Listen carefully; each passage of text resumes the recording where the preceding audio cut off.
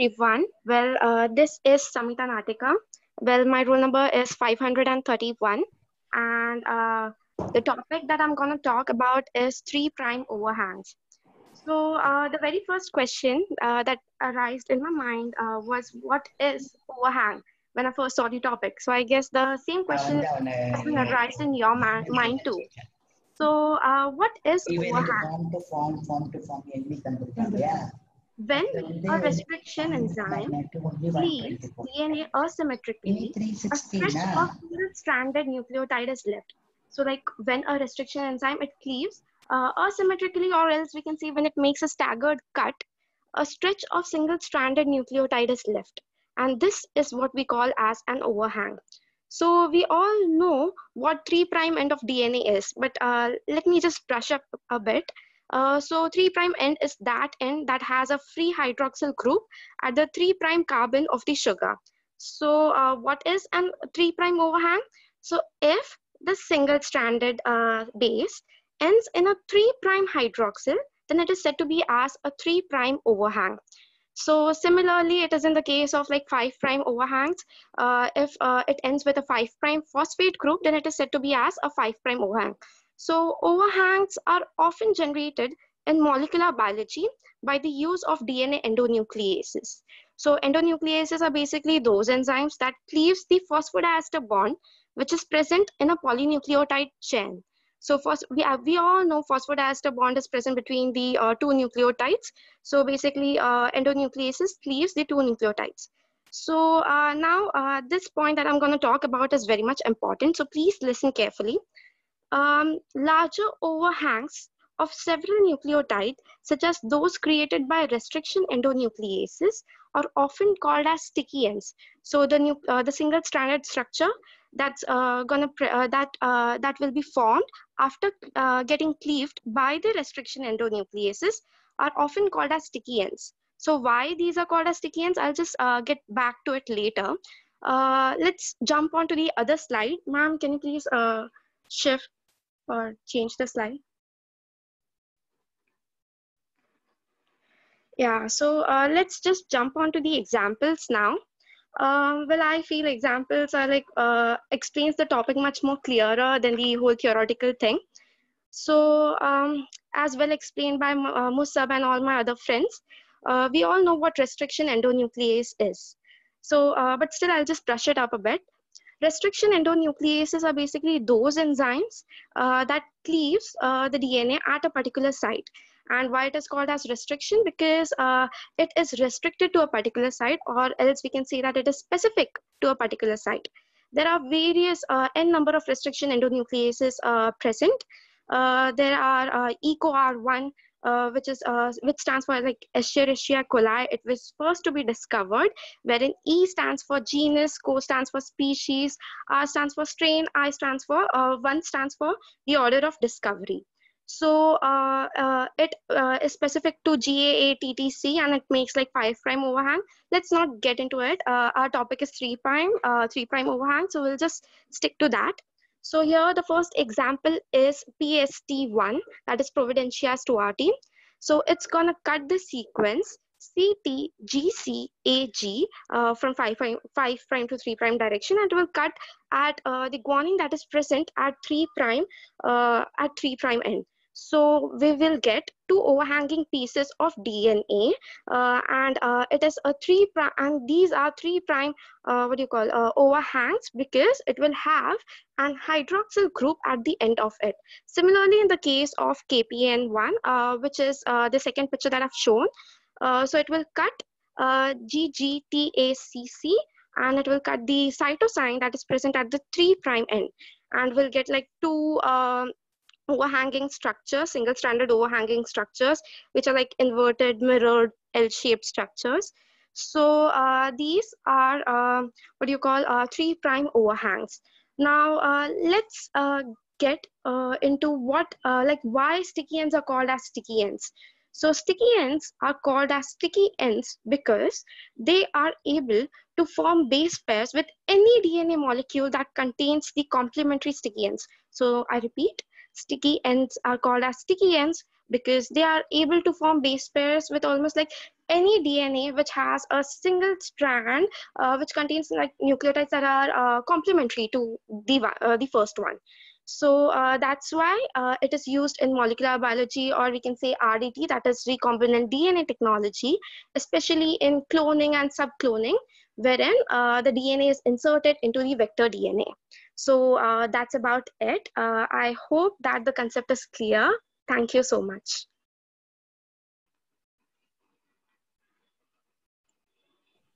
Very good.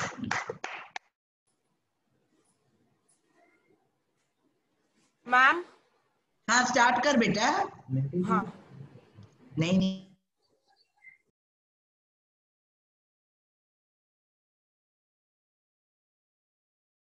आवाज नहीं है उसमें.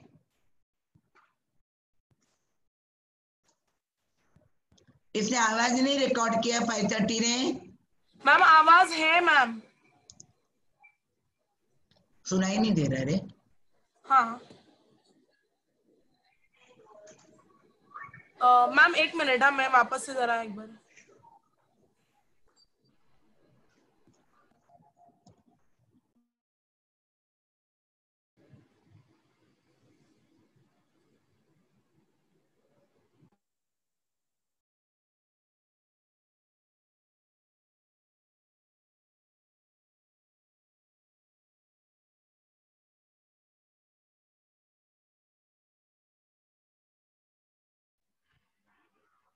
Good afternoon to one and all present here.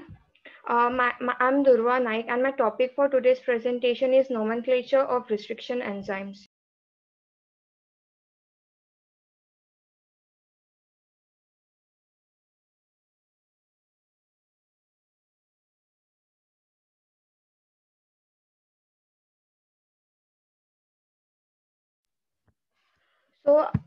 So as we have discussed yesterday about restriction enzymes, so a restriction enzyme is a protein that recognizes a specific short nucleotide sequence and cuts the DNA only at that specific site, which is known as restriction sites or target sequence.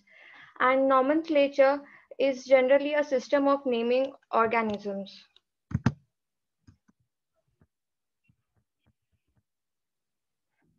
So basically a nomenclature of restriction enzyme is each enzyme is named after bacterium from which it was isolated using a naming system based on bacterial genus and species and strain. So let's talk about nomenclature of restriction enzymes. For example, here are some different types of restriction enzymes and its sources, that is organisms from which these restriction enzymes are isolated. And the last column is for recognition on recognition sequence and cleavage site. So now the question is, what does these names of restriction enzymes signifies? So basically, I'll first tell that a first letter of enzymes is the first letter of the genus from which it is isolated and is written in italics. And the next two letters, the next two first letters are of the species from which it is isolated. And the next one letter is the strain from which it is isolated. And the last one is a number indicating the serial order of the identification of the enzyme.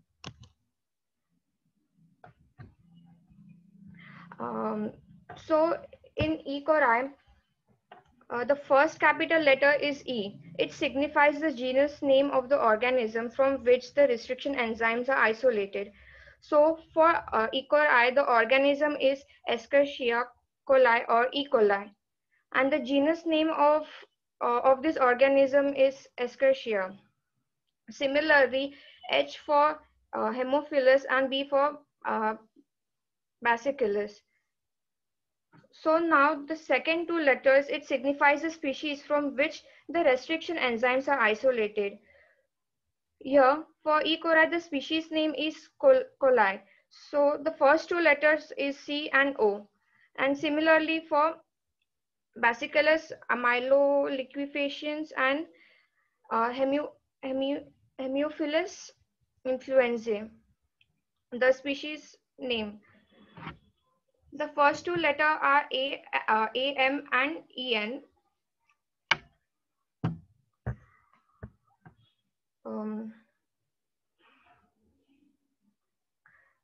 So now about the third letter, it signifies the strain from which these restriction enzymes are isolated. That means from which type of strain the organisms or strain of the organism the restriction enzymes are isolated. For Escherichia coli, the R strain isolates the restriction enzyme. So now about the number that is placed in the last, like the 1 in E. coli and 3 in Hint3. So these numbers signifies the order of identification of these enzymes. So that means for E. coli, the restriction enzymes was discovered in first R strain of E. coli. And similarly, here in Hint3, the restriction enzymes from the D strain of the Haemophilus influenza the third time. So the fourth number signifies the order of the identification of the enzyme. Thank you.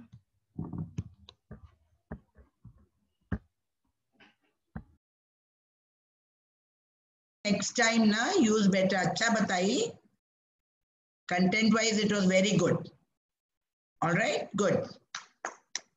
Next. Ma'am, we'll take roll number 532 next. Take.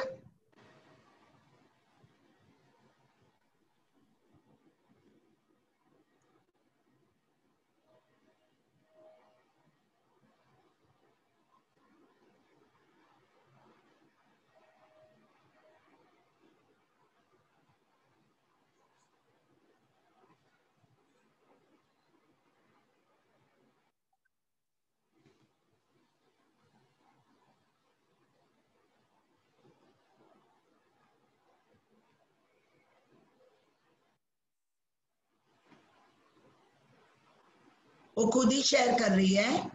नहीं ma'am, मैं share करती हूँ. अच्छा ठीक. WhatsApp किया है मुझे.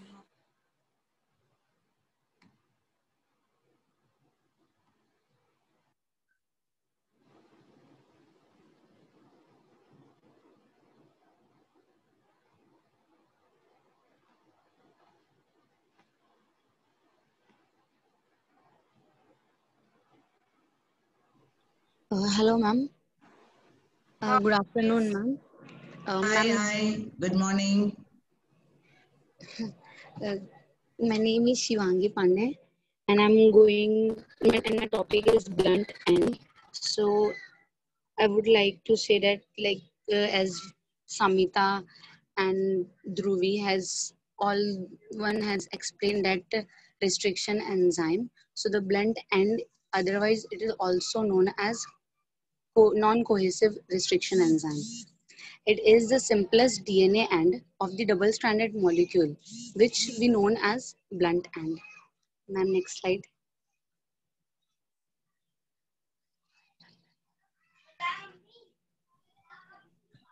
Karishma, change this. Namrata, please change the slide, please. Yes, ma'am. This is the one, Shivangi. Yes, ma'am.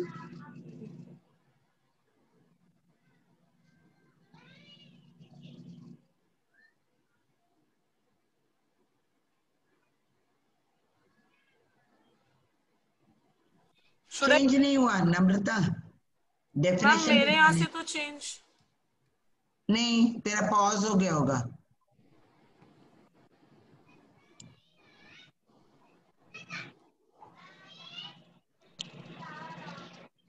Ma'am हो रहा है change? नहीं रे. एक मिनट.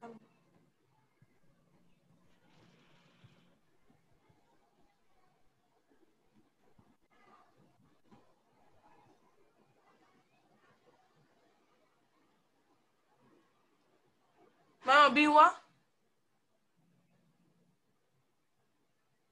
शिवांगी नहीं हुआ, पहला वाला ही है, ब्लंट एंड वाला ही है. देखो नेक्स्ट नहीं आया ना.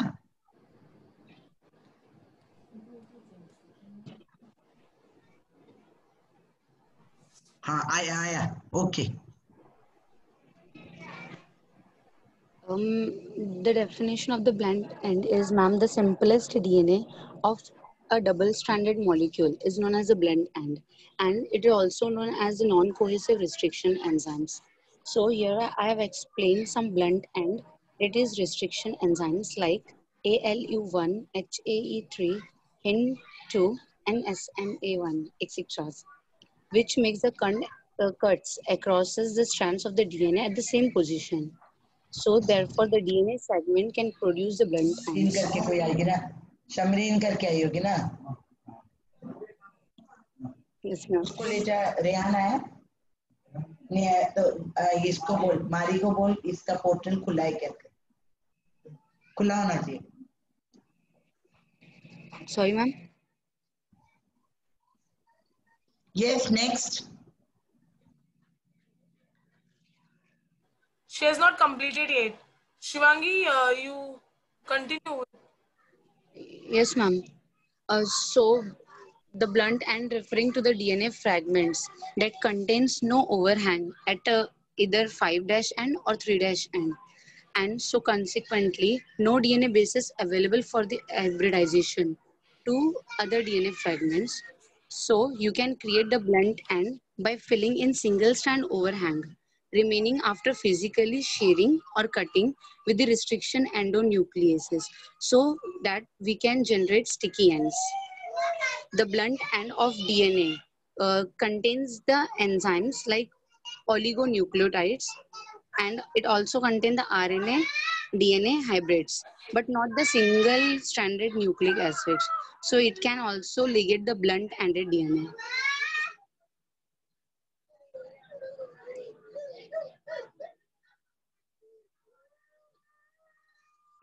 Are you able to see the next slide, Shivangi? No, ma'am. No, नहीं आया. थर्ड स्लाइड नहीं आया ना.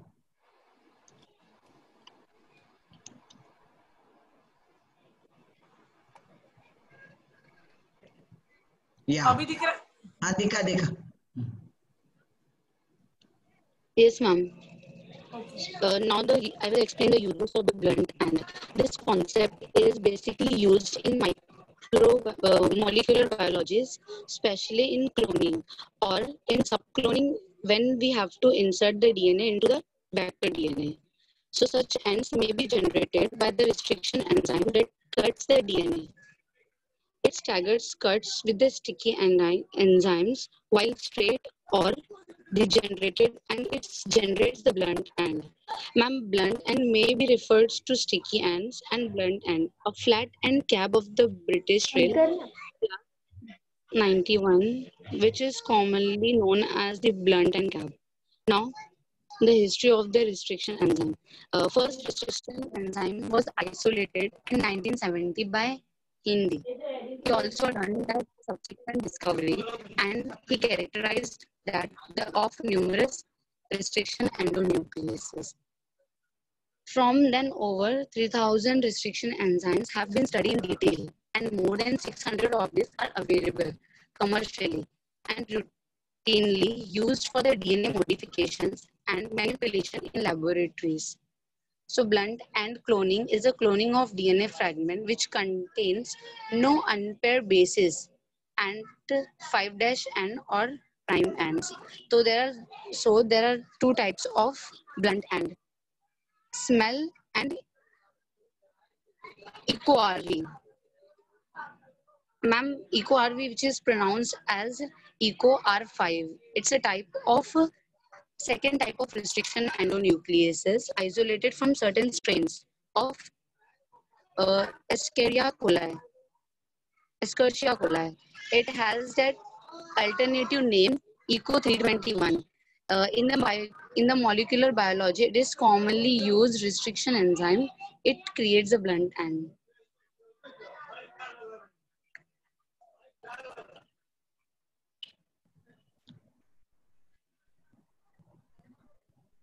Next. Yeah. How restriction endonucleases work. The restriction enzymes recognize a specific sequence of nucleotides and it produces a double-stranded cut in the DNA. These are of two types, blunt ends and sticky ends. The blunt ends. These blunt-ended fragments can be joined to any other DNA fragment with blunt end. These enzymes are useful for the DNA cloning, as I said in the previous slides. Now the sticky ends. The DNA fragment with a complementary sticky end can be combined, but to create a new molecule which allows the creation and manipulation of DNA sequence from different sequence.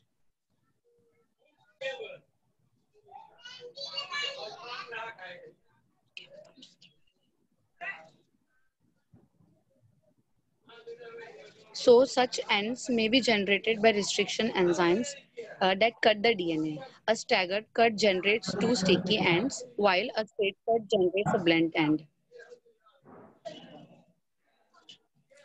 Thank you, ma'am.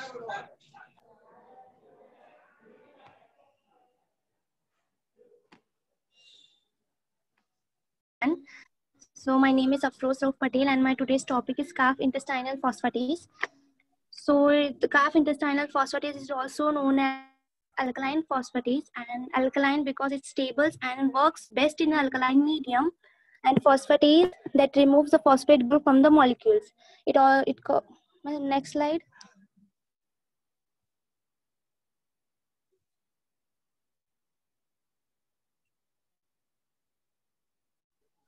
Is it visible? Next slide. Is it visible? The next slide is visible? Yeah, it is visible, visible, visible. Yeah. Yes, ma'am. So calf intestinal phosphatase, it causes hydrolysis of compounds and liberates the phosphoric acid. It also prevents the recolorization of the linearized DNA vector and also improves the yield of vector containing the appropriate insert. Next slide.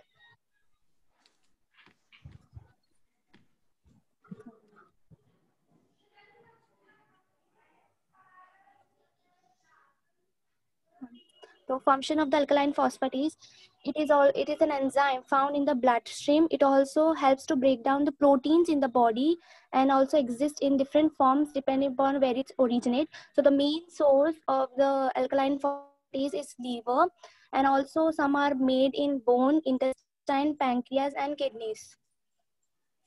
Next slide.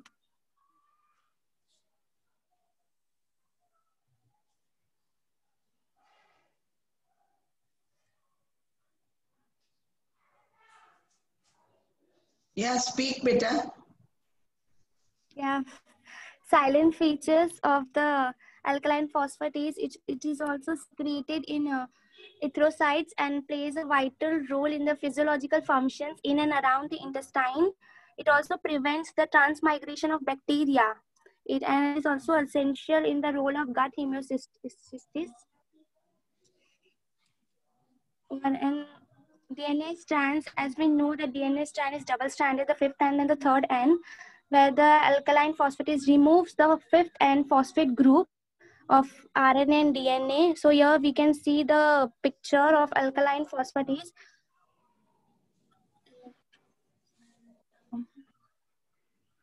So you can see it the alkaline phosphatase removes the bacteria translocation, and it does not ligate, and the enzyme is the most active at this point, and the pH required for it is 9 to 10 at 37 degree Fahrenheit. Thank you, ma'am. Done? You have another window, right? Can you explain this window? Where you have shown how the, I would be more interested in that. You've written na double-stranded DNA कुछ दिखाया ना तुमने वहाँ बेटा? Yes, ma'am. क्या दिखाया बेटा? Wait a minute, ma'am.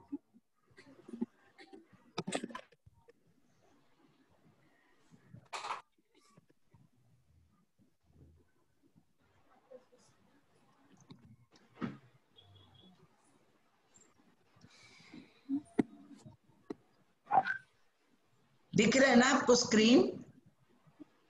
Yes, ma'am. हाँ, करेक्ट करेक्ट, उसी विंडो को।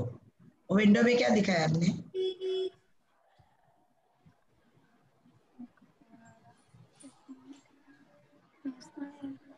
Slides. So it also intercommunicate with the food and the commensal bacteria at the fifth end of the DNA.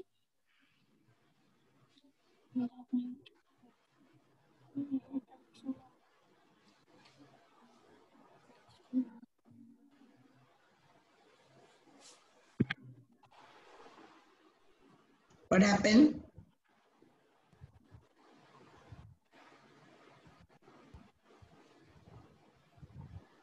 All right, next.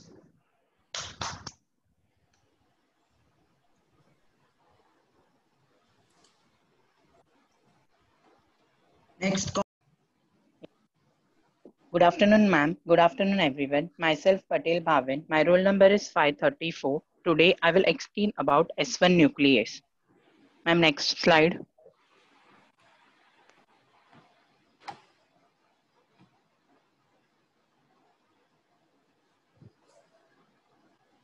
First, we will understand what is nuclease.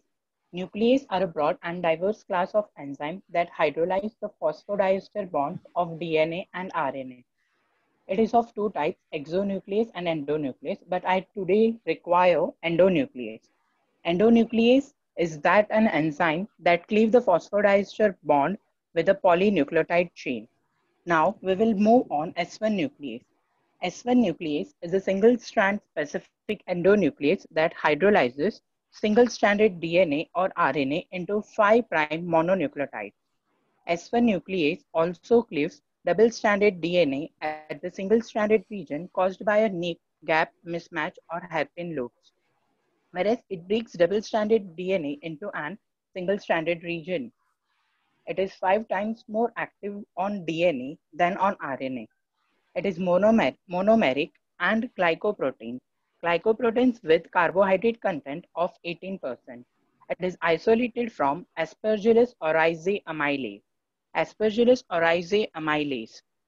It is stable at 65 degrees Celsius. It requires an acidic pH for catalysis reaction. It involves S1 mapping. Mapping means one element is mapped within another element. It involves two types of S1 mapping at 5' end and S1 mapping at 3' end. Ma'am, next slide.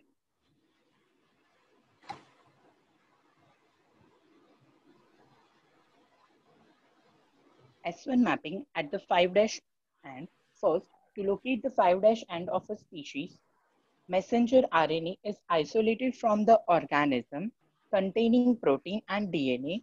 After that, they are hybridized to end label single-stranded DNA that covers the region of 5' end.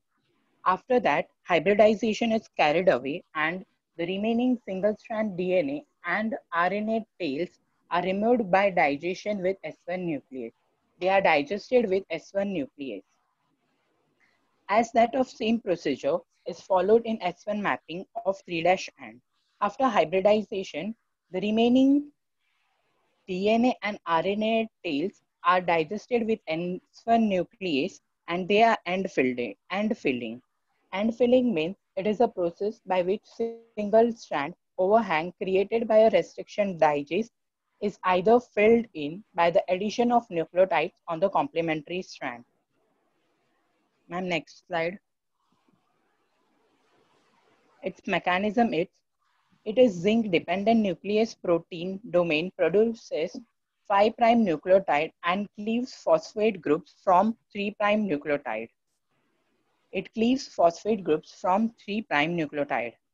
The side chain of tryptophan located in the cavity in the active side and its backbone supports the action of one of the zinc ion, whereas zinc ion plays an important role. Its application is, it is used in laboratory as a reagent in nuclease protection assay, RNA transcript mapping, double-stranded DNA and blunting. It requires an acidic pH for catalysis. Whereas S1 nuclease preferentially targets DNA over RNA. Thank you.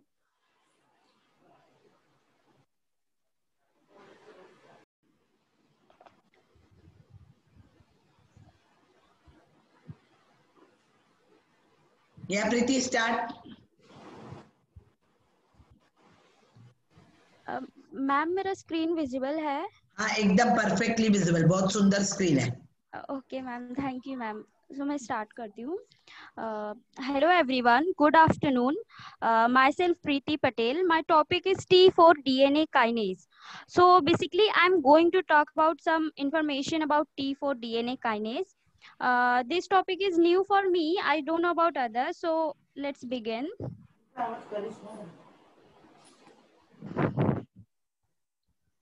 So the question is come in our mind. What is T4? What is the function of T4 nucleotide kinase? As you can see, title, it shows three basic letters. First one is T4. T4 is a species of bacteriophages that infect the bacteria. T4 bacteriophage is one of the most complex viruses. Second one is DNA. As we know, DNA is also called as a polynucleotide because it is made up of many nucleotides. Therefore, T4 DNA kinase, also known as T4 polynucleotide kinase. In short, T4PNK. Third and last is kinase. We know the kinase is enzyme that add the phosphate group to other molecules. So let's see about the polynucleotide kinase. PNK is a product of the T4 bacteriophages, and commercial preparations are usually product of the clone phage. Gene expressed in the Escherichia coli, that is E. coli. Enzymatic activity of PNK is utilized in the historical importance of T4PNK is the recombinant DNA revolutions. एक minute ma'am. Okay, हाँ. So in exchange reaction, yes.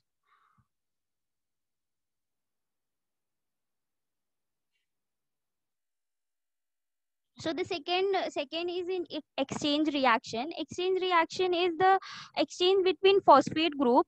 So PNK will first transfer the phosphate group from the nucleic acid on the ADP, that is adenosine diphosphate, and from it form ATP, and then it will transfer it will perform a forward reaction and transfer the phosphate from ATP to the targeted nucleic acid. So it's an exchange reaction. Polynucleotide kinase was discovered by the Richardsons and Hurwitz. You can see the picture. जिन्होंने discover किया था. In laboratory, T4 bacteriophage infected the E. coli bacteria. So T4 DNA kinase was initially discovered in protein extract of E. coli bacteria, which is already infected with T4 bacteriophages. You can see the photograph of biochemist Hurwitz. Already you have seen. Now this photograph, you can clearly see the bacteriophage, which is blue in color, and they infect the E. coli bacteria. You can see the surface of bacteria. At that time, almost 37 years ago, T4PNK used as to label to label the 5' DNA or RNA, and with a P32, that is a phosphorus 32. It was used as a method for analysis of nucleic acid structure, molecular cloning, and nucleic acid sequencing.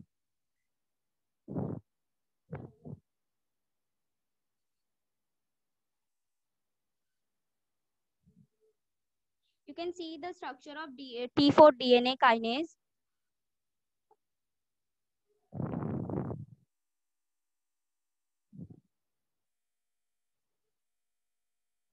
It it is less widely appreciated that T4 PNK shows the pathway of DNA और RNA repair in vivo. So basically जब T4 bacteriophage ने E. coli bacteria पे attack किया, then bacteriophage अपने RNA को E. coli में insert करता है एंड उसको इलेबोरेट करने लगता है. Then E. coli bacteria respond करता है T4 बैक्टीरियोफाजेस को एंड उसके प्रोटीन सिंथेसिस को ब्रेक करने लगता है. देन बैक्टीरियोफाज भी रिस्पॉन्ड करता है एंड अपने tRNA को रिपेयर करता है. देन बाय यूजिंग वो रिपेयर करता है by using PNK enzyme, that is polynucleotide kinase enzyme. then उसके RNA में ligase कोड हो जाता है. So let's see the how the PNK repair the broken strands of DNA or RNA. T4 PNK catalyze two enzymatic reactions in this pathway. First one is transfer the gamma phosphate from ATP to 5' hydroxyl terminus of RNA or DNA, and second one is to remove the 3' phosphate terminus from RNA or DNA. Now let's see the working or you can say the mechanism of DNA repairing. Here you can see the picture. In this picture you can see the broken DNA strand and T4 DNA kinase.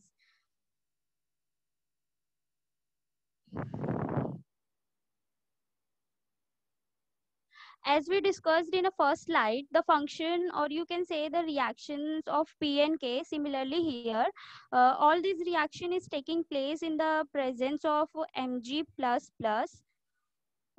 As we discussed that T4 DNA kinase always takes the gamma phosphate from ATP for repairing the strands. So the question is why T4 PNK always choose the gamma phosphate for ATP from ATP?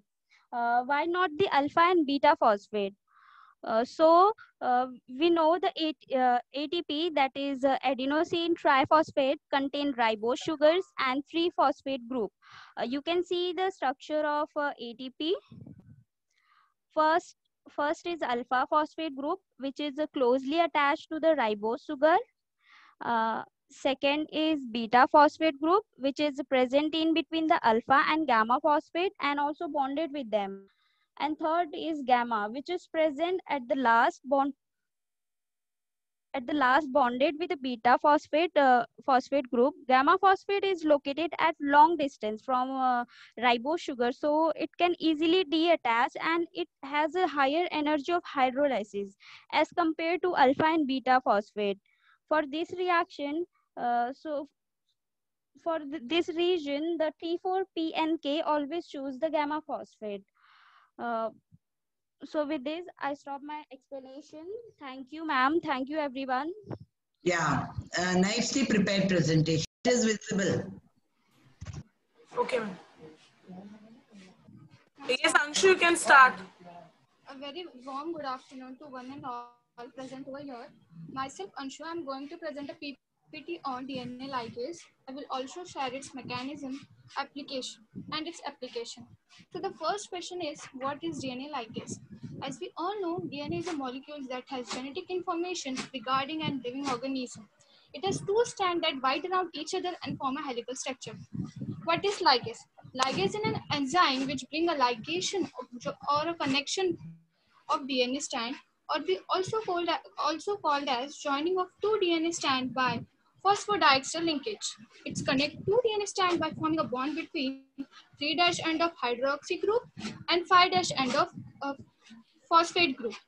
In case of DNA replication, DNA ligase play a major role in joining the Okazaki fragment, which is formed on lagging strand. As we all see on the diagram first, from 3' end to 5' end, there is an Okazaki fragment which is on lagging strand. In case of recombinant DNA technology, it is helping joining the plasmid and it insert the gene of interest. As we all see on a second diagram, on the plasmid vector, gene of interest is inserted by a blunt end or a sticky end. Ma'am, next slide.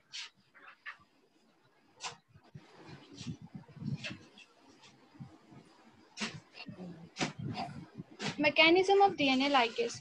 The mechanism of DNA ligase is to form two covalent bonds of phosphodiester bond between 3-hydroxy group 1, 3-hydroxy group of one strand and a 5-phosphate group of another end. What happens in the DNA ligase reaction? ATP is required for hydrolyzing the cofactor, and ATP hydrolytes into AMP plus 2PI. I will explain it. ATP is hydroadenosine triphosphate. ATP A पे T3 phosphate joint होते हैं, तो AP वहां से निकल जाता है, AP it's one, तो इट्स अ मोनोमर, तो वो AMP हो जाता है, और 2PI मतलब 2 फॉस्फेट बच जाता है, तो उसको 2PI बोलते हैं. Ma'am next slide. Application. DNA ligase 1 is an enzyme that is in human encoded by lag gene 1. DNA ligase is the only known eukaryotic DNA ligase involved in both DNA application and repair. DNA ligase extensively used in molecular biology, used in gene cloning to join a molecule together to form a recombinant DNA. Thank you. Thank you, ma'am. Good. Good afternoon. My name is Archana Ramsingha Prajapati. My roll number is 537 and my topic is cloning vector. Cloning vector is DNA molecule that are used to carry foreign genes or DNA fragment into a suitable host. It acts as carrier genes, hence it is also called as vehicle DNA. The following are the essential features that are required to facilitate cloning into vector are presence of ORI, selectable marker, and cloning sites or recognition sites. And the fourth one is vector for cloning genes in plants and animals. The first one is presence of ORI, origin of replication. This is the sequence where any piece of DNA when linked to this sequence can be made to replicate within the host cells. It controls the copy number, means the number of copies that will be formed of the linked DNA. And the second one is selectable marker. It helps in identifying and eliminating non-transformants and selectively permitting the growth of the transformants. The non-transformants means the DNA molecule in which foreign genes or foreign DNA is not present, and transformant means DNA molecule in which foreign gene has been introduced. Then the transformation is a procedure through which a piece of DNA is introduced in a host bacterium. Gene including resistance to antibiotics like ampicillin, tetracycline, and chloramphenicol are used as selectable marker in E. coli. Next slide, please. The third one is cloning sites or recognition sites. Restricted sites of restriction endonucleases where the foreign DNA can be ligated or inserted. Restricted sites of restriction endonucleases are present only once in a vector are used. Means the restriction endonucleases should have only one restricted site in the cloning vector so that the cloning vector can be opened at only one position. If there are many restricted sites, then the cloning vector will be cut into pieces in the presence of restriction endonucleases. The ligation of aligned DNA is carried out at a restriction site present in one of the two antibiotic resistant genes. The example is ligation of foreign DNA at the BAMH sites of tetracycline resistance gene in the vector PBR322. Next slide. Preeti. Vector for cloning genes in plants. It is Agrobacterium tumefaciens, a pathogen of several dicot plants which delivers a piece of DNA known as tDNA to transform normal plant cells into a tumor cells and direct these tumor cells to produce the chemical required by the pathogen. The tumor-inducing TI plasmid of Agrobacterium tumefaciens has now been modified into a cloning vector as shown in the figure. And the second one is vector for cloning genes in animals. In animals, it is retrovirus which transform normal cells into cancerous cells. Retrovirus have been disarmed and used to deliver desirable genes into animal cells. Thank you, ma'am. Good, good. Thank you, ma'am. Good morning, all of you. My name is Vandana Prajapati. My topic is plasmid. What, ma'am, अगला slide करो ना. What is a plasmid? Plasmid are the small circular molecule of DNA that are the capable replications. As such, they do are the chromosomal DNA of the organism replication. Because of these characteristics, they are also referred to extra chromosomal DNA. All the molecule was first discovered in the member of interbacteriaceous studies. Sons of the plasmid are naturally occur many types of microorganisms around the world. Ma'am, next slide.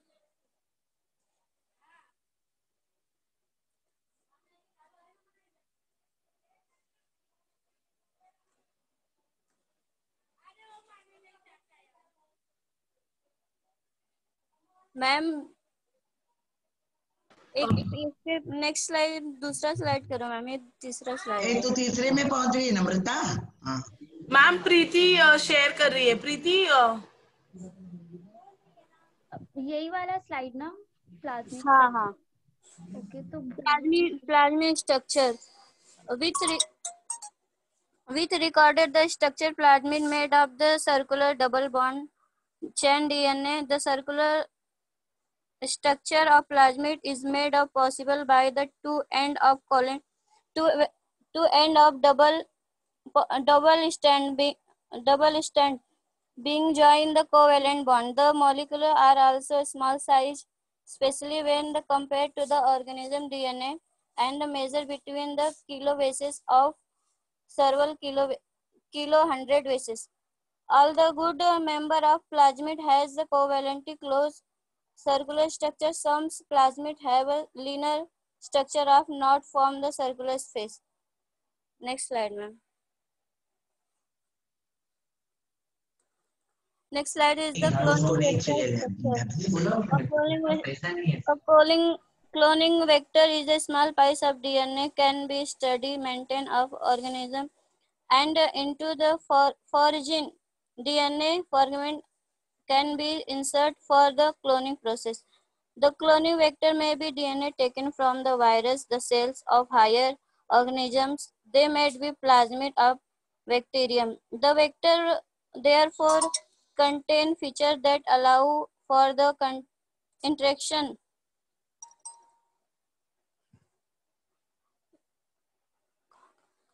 of removal of DNA fragmentation to the from vector. For example, trending the vector of the foraging DNA with the restriction enzyme that cuts the DNA fragment, thus generate contain either the blunt end of the over, thus known as the sticky and the vector DNA. For genics DNA, the compilable and the be joined together by molecularization. After the DNA fragment has been cloned into cloning vector, it may be the further sub-cloned by an vector's design of more species used. Thank you, ma'am. Thank you, all of you. Good effort, very good. Good afternoon, ma'am, and good afternoon to all who are present here. As you know, my topic is PBR 322, which is an artificial plasmid vector. Pretty, next slide, please.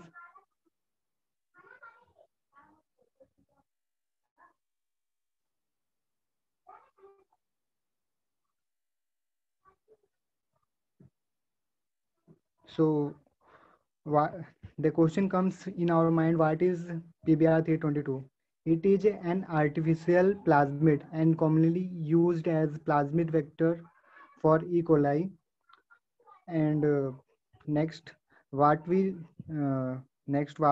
think about is plasmid. So plasmid are a small circular DNA molecule which are extra chromosomal DNA molecule which can replicate freely and Here you can see here PBR 322. It was firstly created by in the laboratory of Herbert Boyer at the University of California, San Francisco in 1997. It was named after two scientists named as Bouvier and Rodriguez.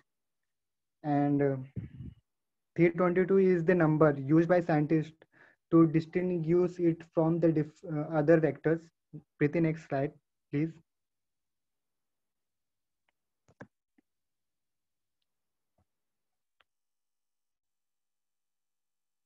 The main characteristics of PBR322 is it consists of, or it is made up of tetracycline resistance gene, which is known as PSC101, and ampicillin resistance gene, which is known as RSF2124, and replication elements of PMB1, a close relative of the COL-E1 plasmid. It is made up of 4,361 base pairs in length and weight about 8.83 into 10 raised to 6 Dalton. Although it is made up, it having 20 different 20 unique restriction sites, but here in the diagram you can see only 5. Those are VIMH1, HIND3, SAL1, PST, and EcoRI. The selectable markers are antibiotic resistance genes for ampicillin, MR, tetracycline, TR, and can also which can be also amplified by introducing with chlorampicol. Preeti, next slide, please.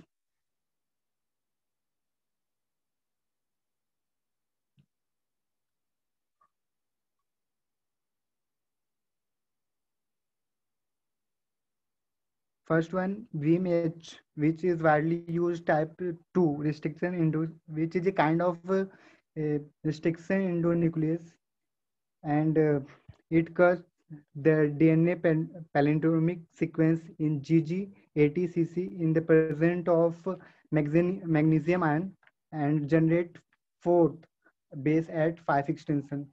Hind second, which also pronounced as Hind D3. It is a type of type 2 site-specific deoxyribose nuclease restriction enzyme isolated from Haemophilus influenzae that cleaves the DNA palindromic sequence AAGCTT in the presence of magnesium cation with the process of hydrolysis. EcoRI, pronounced as EcoR1, is a restriction endonuclease enzyme isolated from species from the species of Escherichia coli. Is a restriction enzyme that cleaves DNA double helix into fragment at a different and at a specific sites. It is also part of restriction modification system. SAL1 is a restriction endonuclease used for molecular biology method to cleave DNA at, as we know, at a 5' G T oblique TC GAC 3', generating fragment with 5' cohesive end. TBL is a restriction endonuclease that is used for molecular biological application.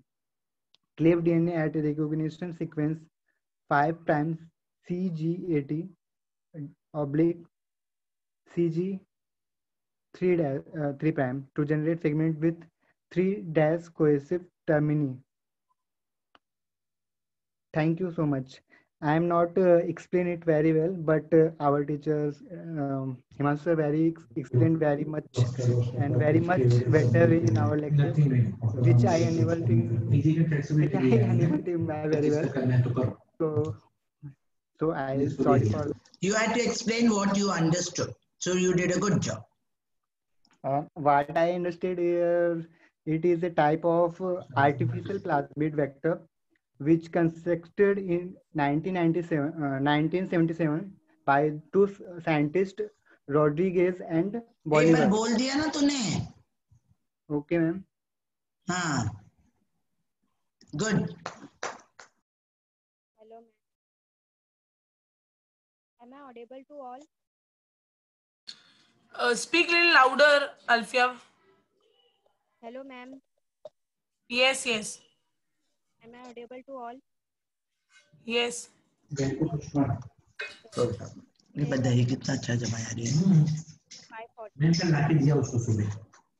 My topic is PUC 19, PUG 19. It is the one of the series. I can't hear, beta. Hello. Yeah, fine. Okay, ma'am. My topic is PUC 19, PUG 19. It is the one of the series of plasmid cloning vector created by Joachim Massey and co-workers. It is a circular double-stranded DNA and has 2,686 base pairs. PUC 19 is the one of the most widely used vector molecule as the recombinant. PUC is obtained by modifying the PBR 322 vector. P stands for plasmid and UC for University of California. PUC 18 is similar than PUG 19, but the multiple cloning sites are arranged oppositely. ORI sites are also present. PUG 19 is commonly used for plasmid cloning vector in E. coli. Okay, ma'am, second PPT.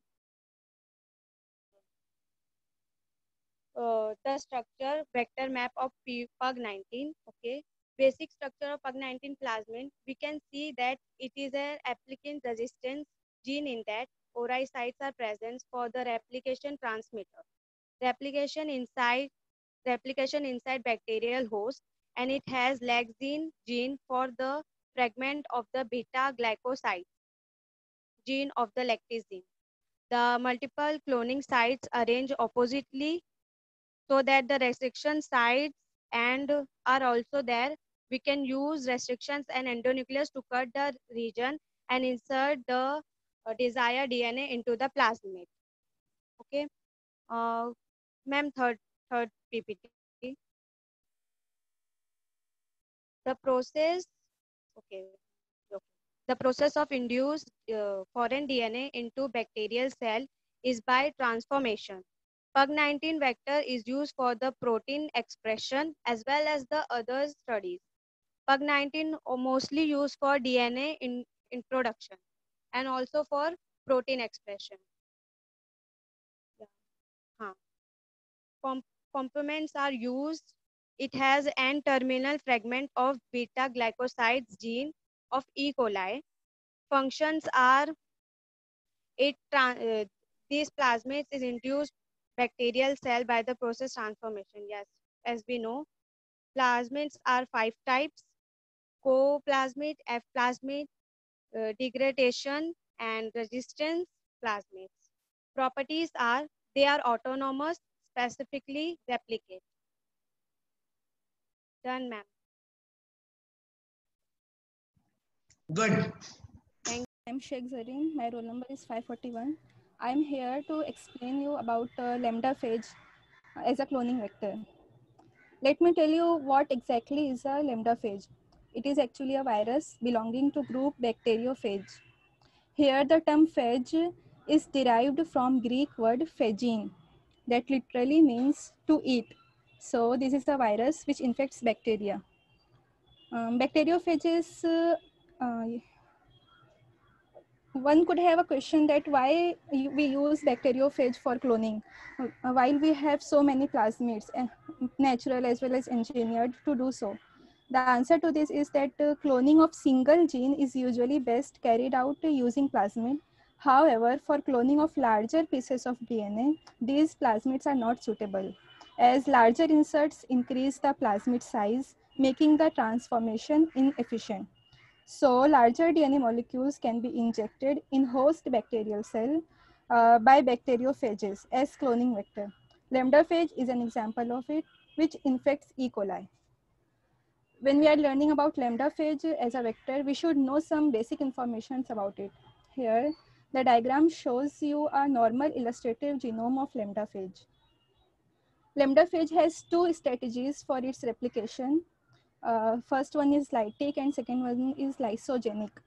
So in lysogenic phase, genome of lambda phage is integrated with the bacterial genome and stay dormant for several generations. On the other hand, lytic phase means this lambda phage will hijack the machinery of replication inside the bacteria. For cloning purpose, lytic phase is required to be activated. Next slide, please. Okay, so basically genome of lambda phage is a linear chromosome having total length of approximately 49 kilobase pair. It is having cos sites of 12 base pair at the end. The cohesive sticky ends allow the DNA to be circularized in the host cell. Now we all know what is sticky ends. Samita explained very beautifully. So for the cloning of large DNA fragments up to about 20 kilobase per DNA of lambda phage, which is responsible for lysogenic growth, is removed, as it has nothing to do with our experiment and is replaced by the DNA with desired gene. The recombinant DNA technology, the recombinant DNA is then packaged within viral particle in vitro, and these are allowed to infect bacterial cells which have been cultured on agar. So here the red segment is a lysogenic segment which has nothing to do. So we delete this, and the desired gene is inserted by ligase. Here on top upper diagram, we can see cos site which have sticky ends. Next slide, please. So how these bacteriophage replicate inside the bacterial cell. Here in the diagram which I have put here, both the cycles are shown, but we have to focus only on lytic cycle. So replication of bacteriophage inside the bacterial cell, host cell, takes place in following steps. First is attachment and penetration. Lambda phage binds to bacterial cell by means of specific receptor, as they can't move independently. So they rely on random encounters with the right receptors. After the contact, the tail fibers bring the base plate closer to the surface of the cell. Once attached completely, now penetration begins. Once attached completely, the tail contracts, injecting genetic material, that linear chromosome, through the bacterial membrane, and capsid, which is protein coat, remains outside and is called ghost. Now lambda phage chromosome circularizes by cohesive cos ends and it enters lytic phase. As we have replaced the segment responsible for lysogenic growth, so it won't go for lysogenic phase. After entering the lytic phase, synthesis of protein and nucleic acid takes place. Here the host's normal synthesis of proteins and nucleic acid is disrupted, and it is forced to manufacture viral DNA and proteins instead. These products are the parts of new virions, that is progeny of virus, within the cell, or they may be proteins which are involved in cell lysis. Now the next step is virion assembly. The lambda phage particles assemble within the cell. Each particle contains one copy of the linear modified chromosome. The last step is the release of virions. A phage encoded enzyme, मतलब phage enzyme को encode करता है, उसका नाम होता है endolysin, that digests the bacterial cell wall, releasing the virions. Now, last but not the least, released viruses infect the surrounding bacterial cell, resulting in plaques of lysed bacterial cell on a background or lawn of bacterial cell. Cloned DNA can be recovered from the viruses in the plex. Hope you enjoyed learning of lambda phage as a cloning vector. Thank you. Good job. Everyone, myself Sheikh Nazima Aslam. Today we are learning about an important topic, that is cosmet. Ma'am, next slide please. Ma'am, next slide please. As we know, every coin has a two sides with advantages and disadvantages. So we are about to learn what is cosmet, its uses, advantages. So let's get started. What is cosmet? Basically, cosmet is a combination of two words, that is cos side of lambda phage plus plasmid. It is also called as hybrid vector because it is formed by the addition of cos side of lambda phage and plasmid. They use as a cloning vector in genetic engineering for cloning of DNA. It was discovered by Collins and Horn in the year 1978. Structure. A basic cosmet has a 4 salient features. Selectable marker, that is for restriction endonuclease, cos side from the lambda phase, origin of replication for the replication of DNA, and polynuclear, that is MCS, multiple cloning site for the cloning of DNA. Ma'am, could you please share the next slide? Now we are talking about cosmet can be used in the construction of genomic library. Genomic library is a collection of total genomic DNA from a single organism. In order to construct genomic library, the organism DNA extracted from cell, then it's digested with the restriction endonuclease, which cuts the DNA into specific size. Fragment inserted into a cosmic vector by using DNA ligase. Cosmic vector DNA by host organism, commonly population of E. coli or yeast, with each cell containing only one plasmid vector molecule. What is the use of genomic library? Genomic library used for the sequencing application. It plays an important role with the DNA sequencing of several organisms, including human genome and several model organisms. Ma'am, could you please share the next slide? Here's are the advantages and disadvantages of cosmic vector. First we talk about advantages. Large segment of DNA can be cloned efficiently. Its use can be construction in the genomic library, as I told earlier. It can fragment up to 50 kb efficiently, clone and transform easily as compared to other. And the disadvantages are it is unstable, and next, it is very difficult to maintain. I end by here saying have a nice day. Thank you. All of you, one and all. My today's topic is expression vector. Ma'am, please next slide. First of all, what is expression vector? A vector is capable of forming protein from a clone dehydroribonucleic acid having molecular information for a short peptide or a complete gene. This process involves both transcription and translation. The vector need to have molecular element for both. Ma'am, why we need expression vector?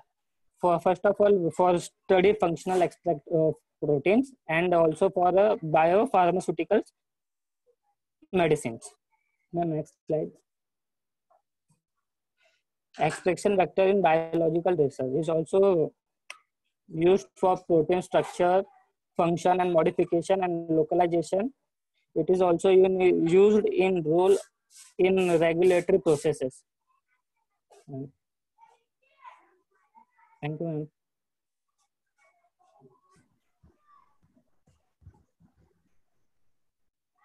Okay, start. Myself, Shing Shweta, roll number 544. My topic is antibiotic marker gene. Before we look on antibiotic marker gene, we should know what is a marker gene. Marker gene is a DNA sequences which is used in nuclear and molecular biology and in genetic engineering. we insert marker gene in a plasmid, and with the help of plasmid, we insert marker gene in a host cell, and when in the culture medium, the bacteria transformed with this plasmid, the marker gene shows some signs so that we can identify the target gene are inserted on the organism or not. The type of a marker gene is marker gene classified into two types, selectable marker and screenable marker. The selectable marker are further divided into two, antibiotic marker and non-antibiotic marker. So we look on selectable marker gene. A selectable marker gene protects the organism from a selective agent that would normally kill it or prevent its growth. Next slide. Antibiotic marker gene means an antibiotic resistant gene is inserted into the vector and transformed into host cell, especially to the host bacteria. When we insert an antibiotic resistant gene as a marker in a bacteria, the bacteria will become resistant to any antibiotic. In the culture medium, when we introduce antibiotic medium, the bacteria which contain resistance to antibiotic will survive, and other who don't transform it with the vector, they may die. And so that we can identify which cell is transmitted with the interest gene and which is not. This is a picture is showing a plasmid and red portion showing the antibiotic marker gene. Next slide, please.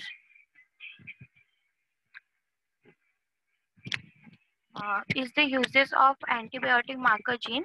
It's help in the selection of the transformation, the cell in which the plasmid is present for the non-transformation. The second point is the selectable marker gene may provide resistance to antibiotics such as the ampicillin and tetracycline. And the marker gene has some drawbacks. First is loss of the selective pressure as a result of antibiotic degradation and inactivation. And second, in contamination of the product or biomass by antibiotics may be unacceptable from medical or regulatory consideration. Thank you. Good. Hello guys, this is Deepika Singh speaking you about reporter gene. What exactly do you mean by reporter gene? Reporter genes are the genes that enable the detection or measurement of gene expression. This means that it helps us identify the amount of genes which express reporter genes when introduced into the target cell. Example, brain tissue, cancer cells, etc. They produce the protein receptors or enzyme that binds or traps or subsequently imaging probe. Imaging probe is an agent used to visualize, characterize, and quantify biological process in living system. Map, can you move to next slide, please? Now I will tell you something about ideal genes. What according to you is on ideal genes? Ideal genes is basically the gene which is easily quantified, which leads to the degradation of the enzyme, which is not toxic to the cell, and the endogenous activity should be less. There are mainly two types of genes. Can you move to the third slide, please? I will talking about this are describable genes and describable reporter genes and selectable reporter genes. Describable reporter genes gives result is quantified phenotype and are easily detected thought highly sensitized enzyme. And second, selectable reporter genes gives expression of registration to toxin and the selected to the transformants from the non-transformant in growth media transformants, a cell in which for gene DNA has been introduced here. I would like to conclude my presentation. Thank you so much, everyone. Listen to me. Thank you so much, ma'am. Thank you. Good job.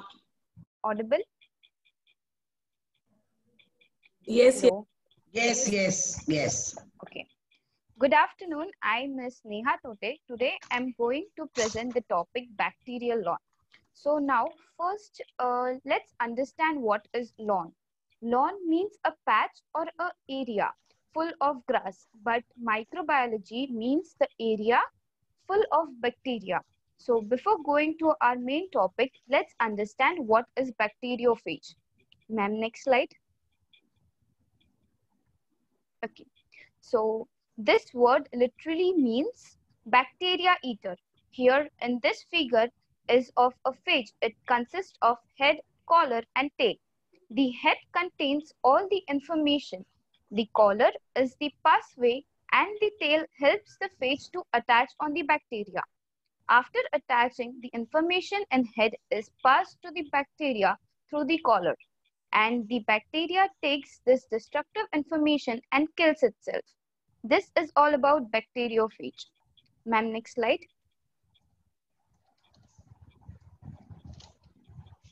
Okay, so now what is bacterial lawn? This is nothing but the layer of bacteria growing on the surface of agar plate. To make this bacterial lawn, we have to add soft agar plus bacteria plus phage. That is a bacteriophage that we recently learned in a petri dish. The petri dish with a layer of bacteriophage is called as bacterial lawn. By this, individual bacterial stains can be tested against a variety of antibiotics by growing bacteria as a lawn on agar. This is used to study the interaction between the bacteria and the phage by the formation of a plaque bacteriophage. Plaque is simply means a clear area of the field on a bacteria. So bacterial lawn is simply a agar plate full of bacterial layer. Thank you. Good afternoon, madam.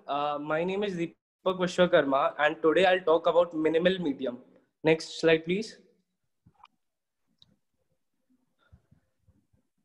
What is minimal medium? A defined medium that has just enough ingredients to support growth is called as a minimal medium.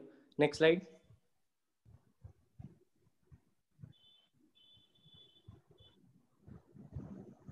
The number of ingredients that must be added to a minimal medium varies enormously depending on which microorganism is being grown. Minimal medium are those that contain minimum nutrients possible for colony growth, generally without the presence of amino acids, and are often used by microbiologists and genetics to grow wild-type microorganism. Minimal medium can also be used to select for or against recombinants or X-conjugates. Next slide, please. So what exactly minimal medium typically consists of? So a carbon source, which may be a sugar such as glucose, or a less energy rich source such as succinate, various salts, which may vary among bacteria, species, and growing conditions.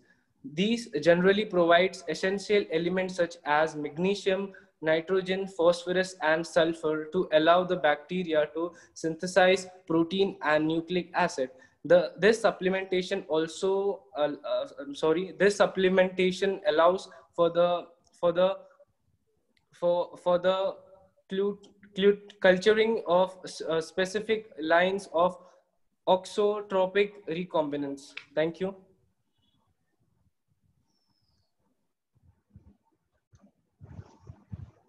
All right, good. Shivani Valuns. My topic name is supplemented medium.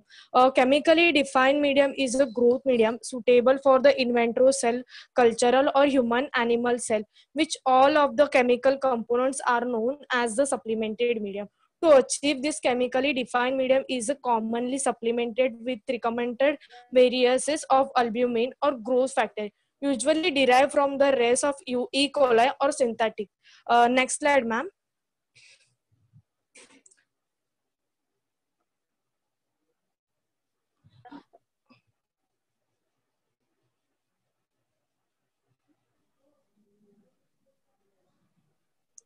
It is a supplementary minimal medium or a minimal medium that also contains a single selected agent, usually a amino acid or sugar. The supplementation allows for the culturing of specific lines and auxotropic recommends. A growth medium or cultural medium is a solid, liquid, or semi-solid designed to support the growth of population of microorganism or cell versus the process of the cell proliferation or small plants like a mosses.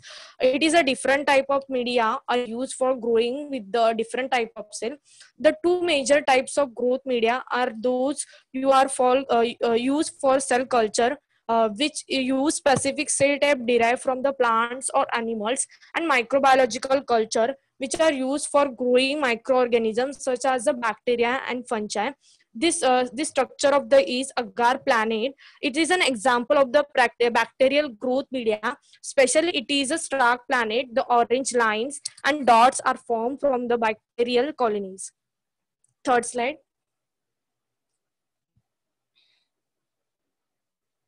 The minimal media is also defined as the just enough ingredients support growth. It's called as minimal media. The number of ingredients that must be added to a minimal media versus in numerously depending on which microorganism is being grown.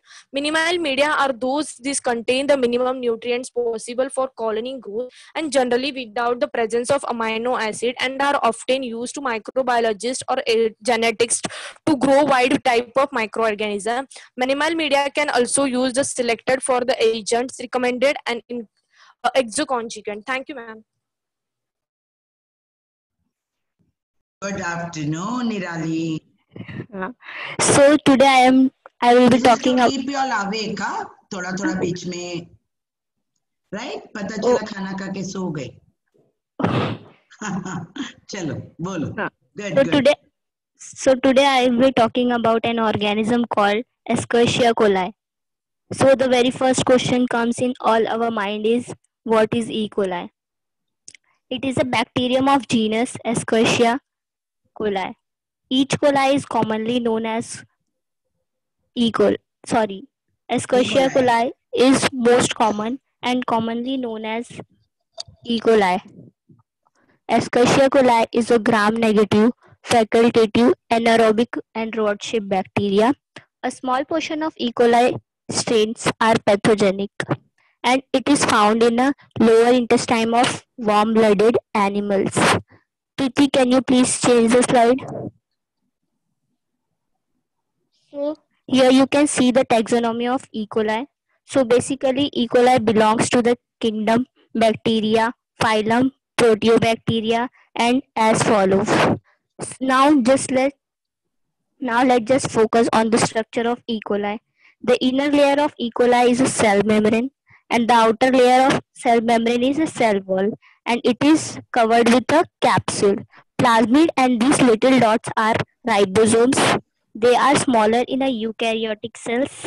These are 70 ribosomes and a bit of twisted structure which don't have any loose ends. That is DNA. Flagellum toril is a flagella, and there is a one more thing which is extending out from the membrane. These are the pili. The length of the E. coli is 1 to 3 micrometer in a length, and in a diameter it is about 0.4 to 0.7 micrometer. The E. coli has a peritrichous flagella. Preeti, can you change the slide? So the pathogens of E. coli are as follow. First is enterohemorrhagic coli. The second one is enteroinvasive E. coli. Third is enterotoxigenic E. coli.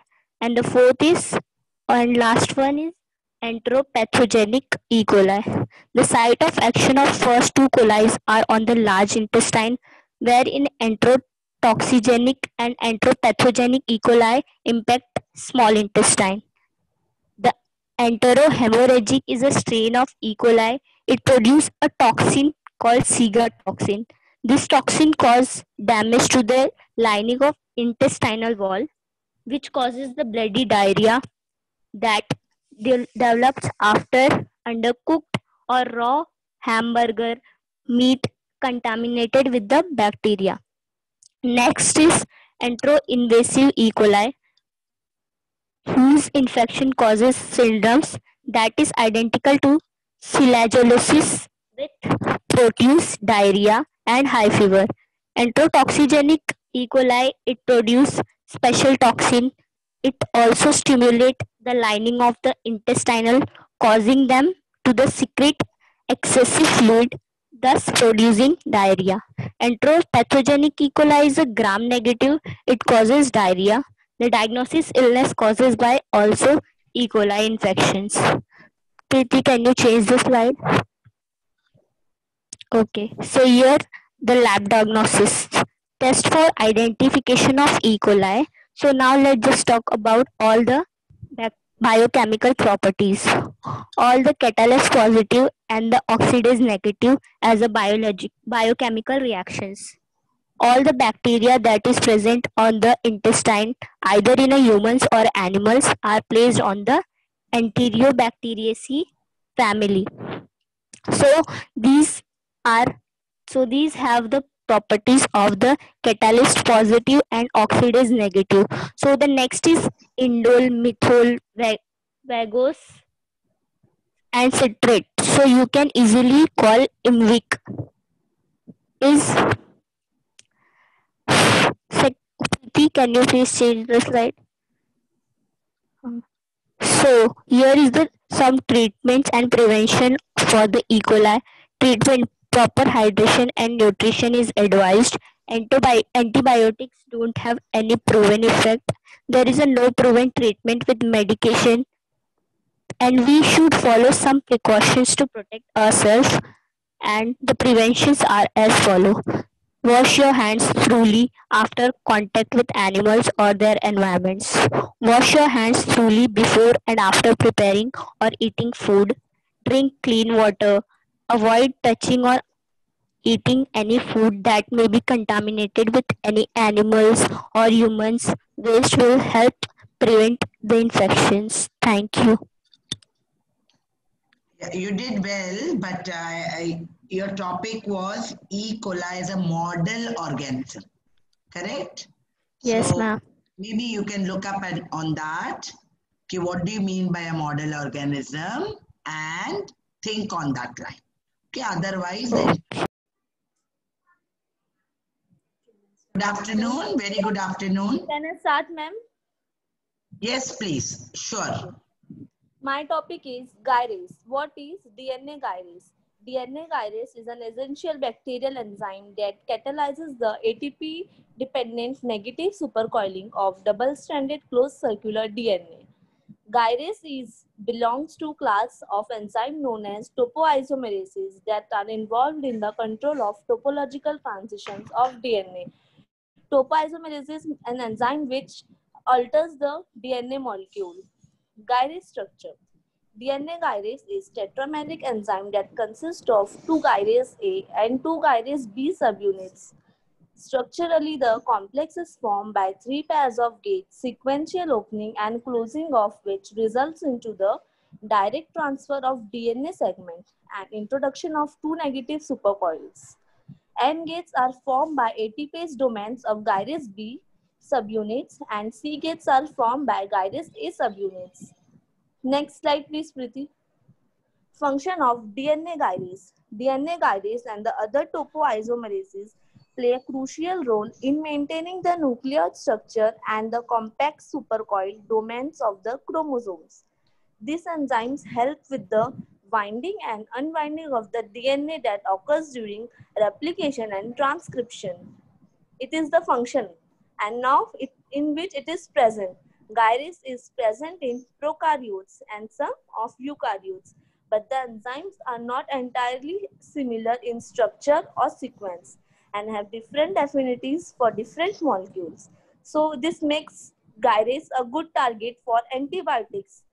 The mechanism by which gyrase is able to influence the topological state of DNA molecules is of interest from an enzymological standpoint.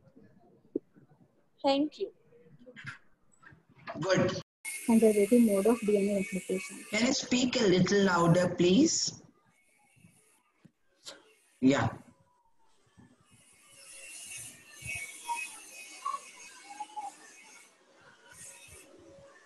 Yes, ma'am.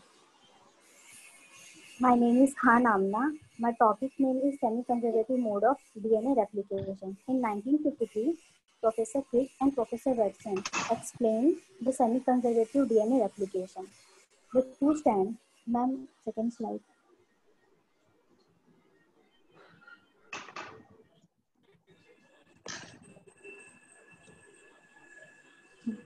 The two strands would separate and act as a template for the synthesis of new complementary strands.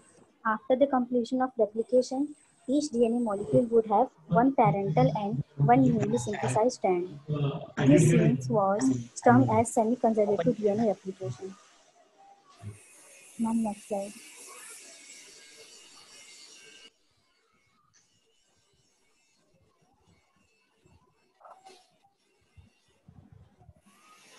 Next slide, ma'am. Is it not visible? दिख रहा है ना, अच्छा दिख रहा है. In this diagram, the parental DNA separate parental DNA, two strands would separate and continue as visible. Ma'am. This is a parental DNA. This is the parental DNA, and the parental DNA separate. The two strands would separate and act as a template. तो इसमें क्या होता है कि एक stand, दोनों stand अलग अलग जगह से सेपरेट होते हैं एक, और फिर वो आगे से न्यू एक स्टैंड न्यू सिंथेसिस होता है, जिससे 50% ओल्ड डीएनए होता है और 50% न्यू डीएनए होता है. जैसे 50% ओल्ड डीएनए कैरेक्टर पेरेंट्स का कैरेक्टर कंजर्व करता है, जिसे कहते हैं सेमी कंजर्वेटिव, और 50% न्यू डीएनए उसमें ज्वाइन होते हैं, इसे सेमी कंजर्वेटिव डीएनए रेप्लिकेशन कहते हैं. In 1958, Professor Melisson and Stahl performed the experiment to show that DNA replication in semi-conservative. Ma'am, next slide.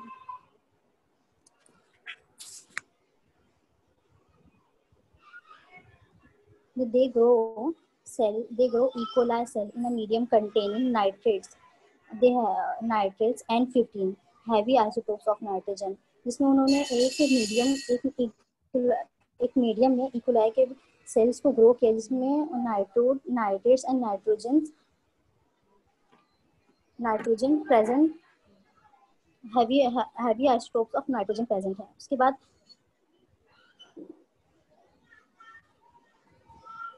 उसी में ही उन्होंने दो नाइट्रोजन के आइसोटोप्स लिए, N1 N14 जो लाइट आइसोटोप ऑफ नाइट्रोजन है, एंड N15.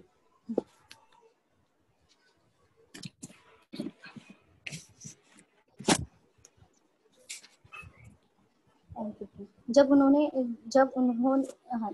नाइट्रोजन N15 को मीडियम में रखा, तो कुछ after few generation all nitrogen base will be contain N15 isotope in a DNA of E. coli cell. तो वो उसमें N15 के उसमें N15 में E. coli cell के जितने भी DNA थे वो N15 के आइसोटोप्स में ऐड हो गए.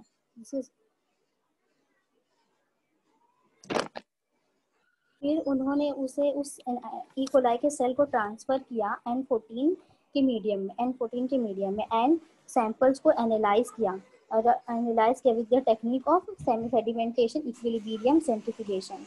इन this technique samples are separated using the density gradient centrifugation performed with heavy metal salts like cesium chloride. फिर ऑब्जर्वेशन में उन्होंने देखा कि after one replication of DNA was neither heavy like, ना एक फर्स्ट रेप्लिकेशन के बाद उन्होंने देखा कि एक जो हमारा N15 का डीएनए है ना वो हैवी है और ना N14 का डीएनए है, बट वो showing that DNA molecule formed by one old strand N15 and one new strand N14, confirming semi-conservative replication.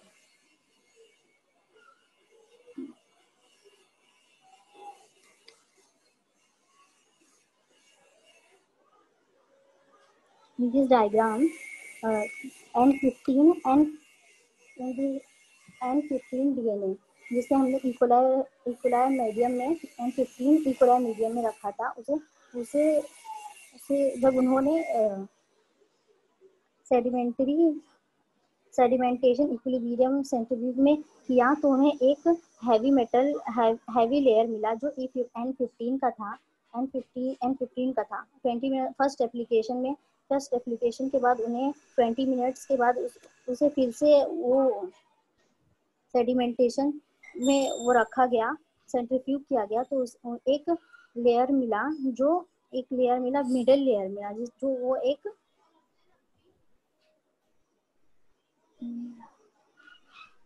Hybrid था ना, एक स्ट्रैंड उसका N15 था ही ना। हाइब्रिड था। नेक्स्ट फिर उसे ही उन्होंने सेकेंड जनरेशन में रखा तो उन्हें दो लेयर मिले, एक लाइट लेयर और एक मिडल लेयर। जो लाइट लेयर था वो N14 था और मिडल लेयर N15 था। ये क्या बताता है? ऑब्जर्वेशन 2 में बता रहा है कि जो after the second generation two types of DNA dedicated. After third generation, similar result obtained, but N14 frequency increased. So sir ने ऐसे एक्सप्लेन किया कि the experiment proved that DNA replication is semi conservative. मतलब कि जो एक अपना ऊपर का DNA होगा, एक पेरेंट्स से आएगा और दूसरा पेरेंट्स नहीं बोलो बेटा, एक ओरिजिनल जो DNA स्ट्रैंड है वो आएगा। बट आई रियली अप्रिशिएट, तुमने खुद से ड्रॉ करके बहुत अच्छा, very good, very nice. So it will be the original DNA even after many generations of replication. The original DNA will be retained. Very nice. You drew the diagram, highly appreciated. Thank you. Okay. Number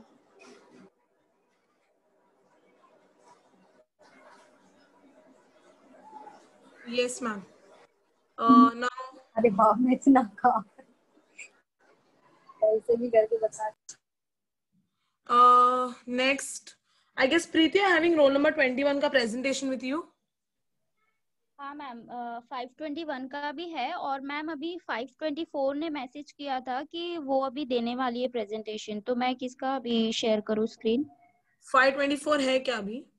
हाँ, उसने बोला कि वो present है, मुझे अभी उसने message किया तो बोली कि मैं प्रेजेंट हूँ और मैं दूंगी presentation.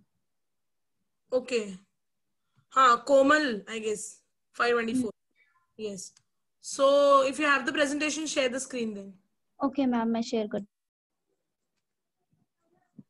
Yes, audible. Yes. Ma'am, can she start? Okay. Wait.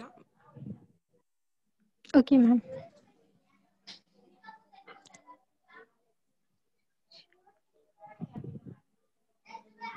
Ma'am?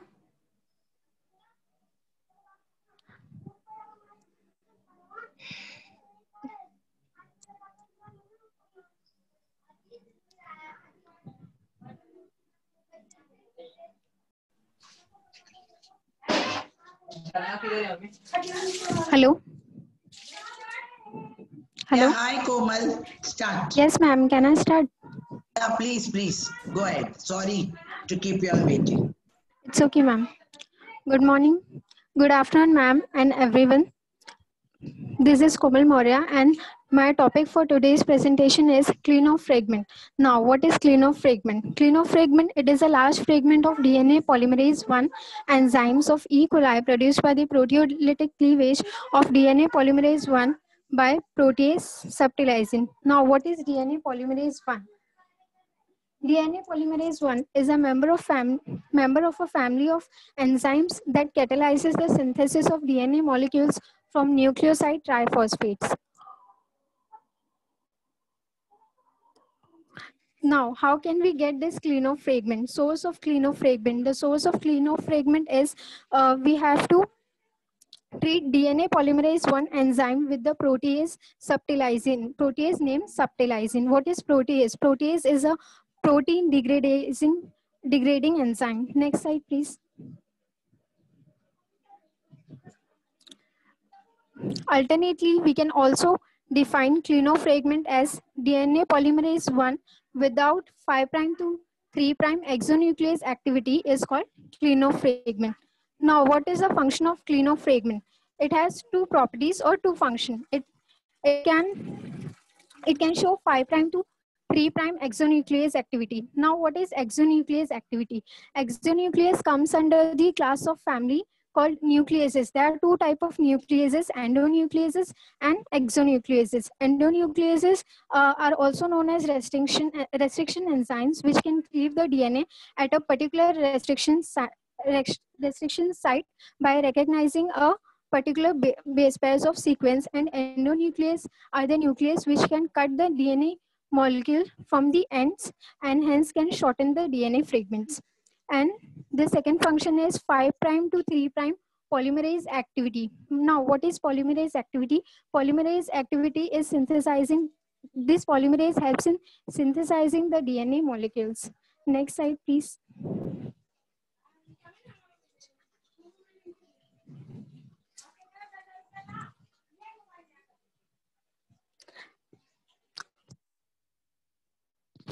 Applications of clinofragment. Clinofragment is used in the synthesis of double-stranded DNA from single-stranded DNA templates.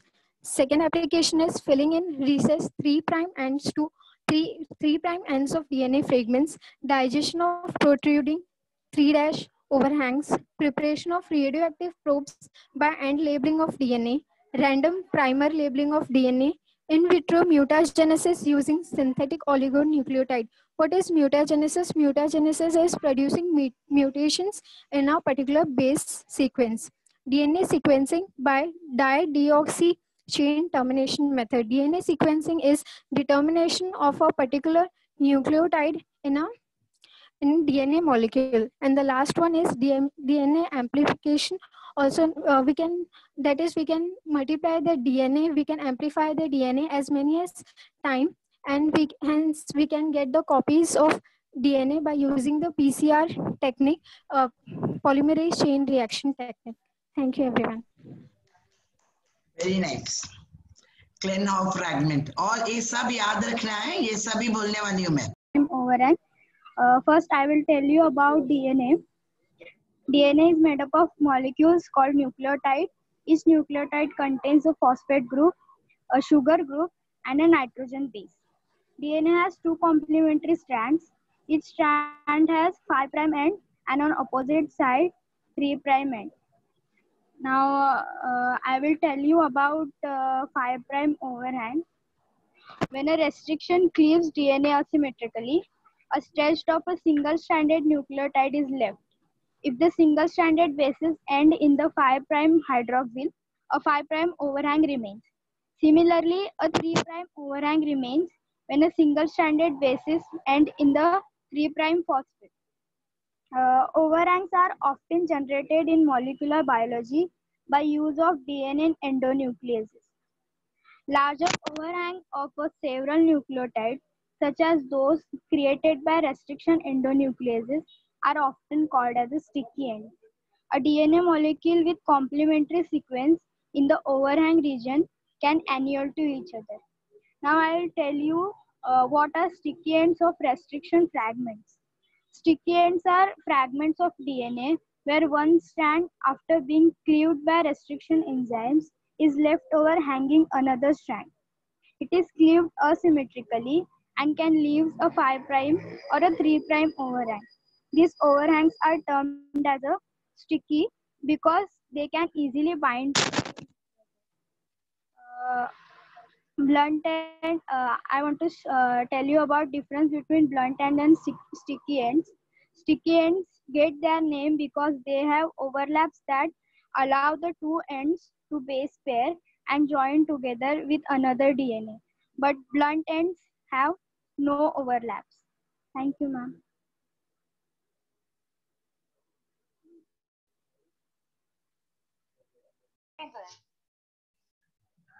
Well, for several minutes in blender, the shearing forces of bearing in this blender break the virus particles away from the bacterial surface. Centrifuge to separate virus into supernatant and bacteria into pellet form for F-35 radioactive preparation. The radioactivity is in the supernatant, and for P-32 radioactive preparation, the radioactivity is in the pellet.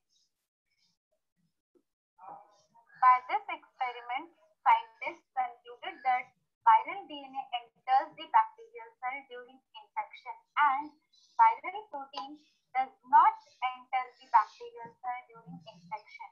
Therefore, DNA must be the viral genetic material. So, by the experiment,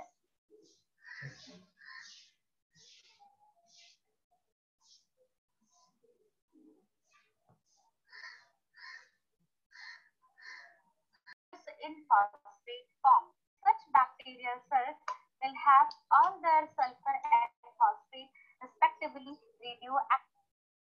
Now, Anmol, stop it. Anmol, stop the video.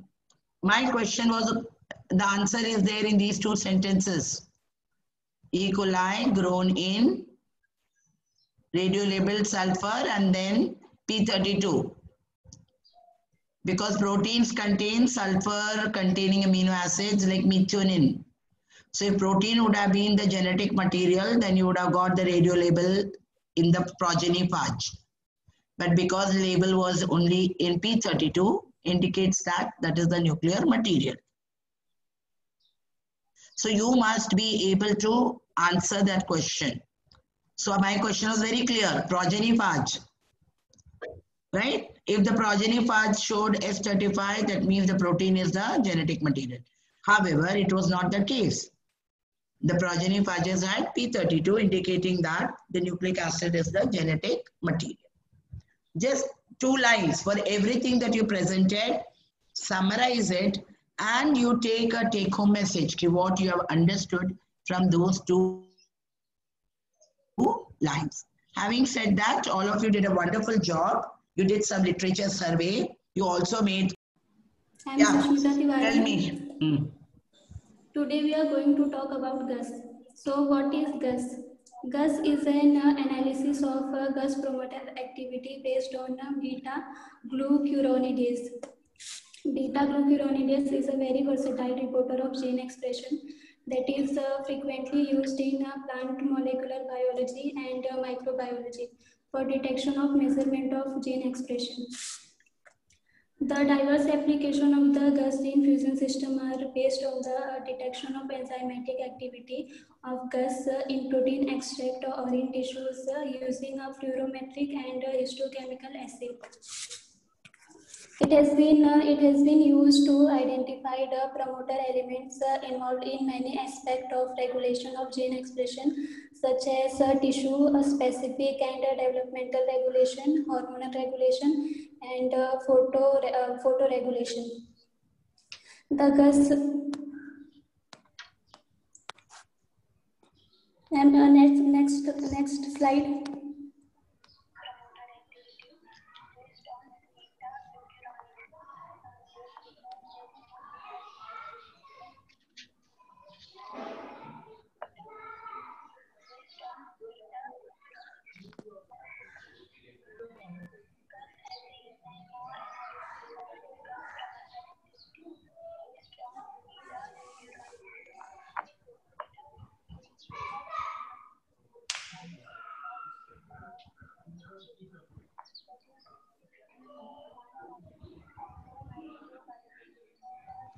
चलेगा सुस्मिता, तो ये PPT मत कर, तो खाली बोल गस का expression रहेगा तो क्या कलर आता है? Ma'am blue. हाँ, okay, correct, good good. Ma'am आगे का बोलूं मैं? नहीं, कोई जरूरत नहीं. हाँ, बेसिक वो समझ गई ना, very good. Okay. She was the last, Namrata.